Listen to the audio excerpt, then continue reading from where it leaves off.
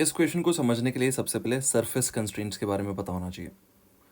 तो surface constraints में हम डील करते हैं दो ऐसे ऑब्जेक्ट्स के साथ जो कांटेक्ट मेंटेन करके जा रहे हैं। They might be sliding over each other. Okay, so यहाँ पर मेन कंसेप्ट ये होता है कि this is the contact surface. तो कॉन्टैक्ट सरफेस के अलोंग एक टेंजेंट बना दे तो उसको कॉमन टेंजेंट बोला जाता है। उसके परपेंडिकुलर एक लाइन बनाते हैं उसको कॉमन नॉर्मल बोला जाता है। CN लिख देता हूँ, common normal. So the main concept is, अगर यहाँ पर गैप क्रिएट नहीं होना है तो दोनों ऑब्जेक्ट्स की इस तरफ की वेलोसिटी सेम होनी चाहिए, इस तरफ की एक्सेलरेशंस भी सेम होनी चाहिए, ताकि फ्यूचर में ये सेपरेट ना हो। सो सिंपल है, इस ऑब्जेक्ट की जो भी वेलोसिटी है उसका इधर का कंपोनेंट और इस ऑब्जेक्ट की वेलोसिटी का इधर का कंपोनेंट बराबर होना चाहिए। अलोंग द कॉमन टेंजेंट अलग अलग वेलोसिटी हो तो कोई दिक्कत की बात नहीं है, दिल slide over each other, but वो गैप क्रिएट नहीं करेगा। ये जो वेलोसिटीज हैं ये अलग अलग हो गई तो गैप क्रिएट हो सकता है।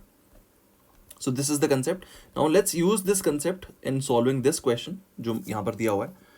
तो सबसे पहले मैं इस और इस ऑब्जेक्ट की एक्सेलरेशंस के बीच में एक रिलेशनशिप निकाल लेता हूँ जिसको हम कंस्ट्रेंट रिलेशनशिप बोलते हैं। तो ये वाला जो पॉइंट है और ये वाला जो पॉइंट है ये एक दूसरे के साथ कॉन्टैक्ट में है और रहेंगे फ्यूचर में। इस पॉइंट की जो एक्सेलरेशन है, ये वाला जो पॉइंट है, इस पॉइंट की acceleration along this direction which is actually the common normal is A1। और ये वाला जो पॉइंट है इसकी नेट एक्सेलरेशन तो राइट की तरफ है A2, और ये एंगल अगर अल्फा है तो ये एंगल भी अल्फा आ जाएगा। So along the common normal इस एक्सेलरेशन का क्या कंपोनेंट आएगा, इधर पे आएगा A2 sine alpha. So for these two points to remain in contact, ताकि यहाँ पर गैप क्रिएट ना हो, इस डायरेक्शन में दोनों की स्पीड्स, दोनों की एक्सेलरेशंस सेम रहनी चाहिए। तो A1 is equals to A2 sine alpha. This is my first equation, इसको हम कंस्ट्रेंट रिलेशनशिप बोल देते हैं। A1 is equals to A2 sine alpha.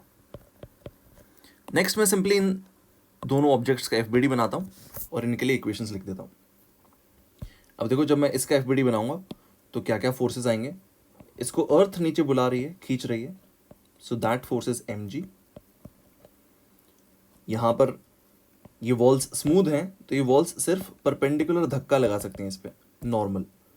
तो यहाँ पर normal from the walls, and ये वाला जो वेज है ये भी इसको वापस धक्का मारेगा। ये भी सरफेस स्मूथ है तो इधर पे जो नॉर्मल आएगा उसको n बोल देते हैं।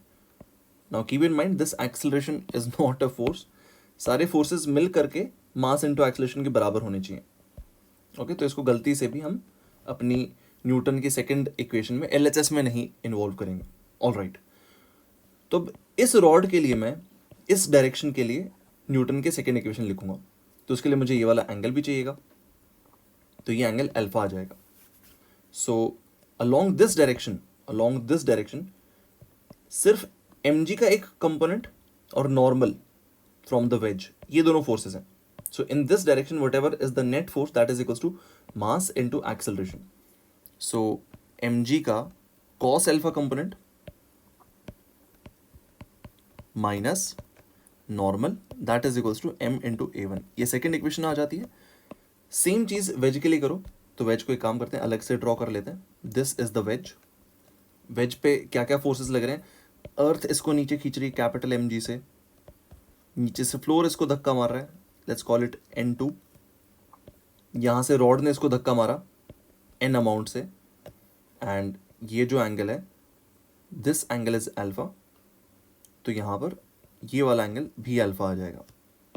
तो इसको फॉरवर्ड कौन मूव कर रहा है, नॉर्मल का sine alpha component, that's it, और कोई भी नहीं है।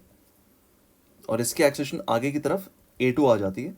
तो इसके लिए जो इक्वेशन बनेगी that would be net force towards the right which is n sine alpha is equals to mass into acceleration.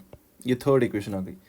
Now all we need to do is solve the three equations और अपने पास answer आ जाएगा A1 and A2 का।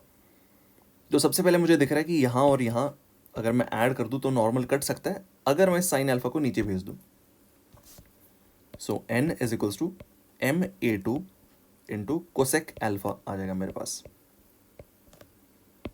तो let's say कि ये मेरी third equation है।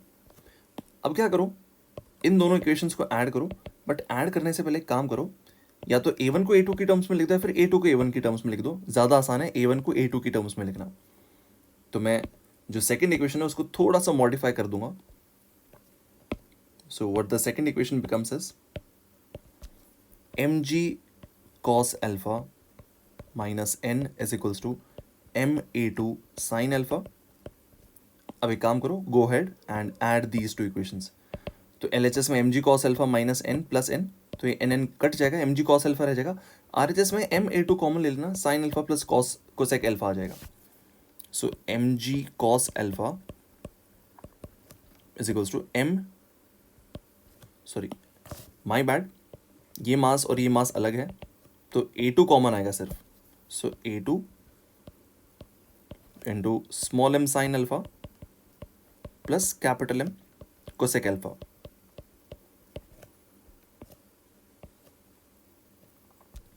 सो यहाँ से फाइनली मेरे पास a2 की वैल्यू कितनी आ जाएगी, a2 is equals to mg cos alpha divided by m sine alpha plus capital M cosec alpha. This is the answer. And एक बार अगर a2 की वैल्यू आ गई तो इसको बस साइन अल्फा से मल्टीप्लाई करना है, उससे a1 की वैल्यू आ जाएगी। That's it.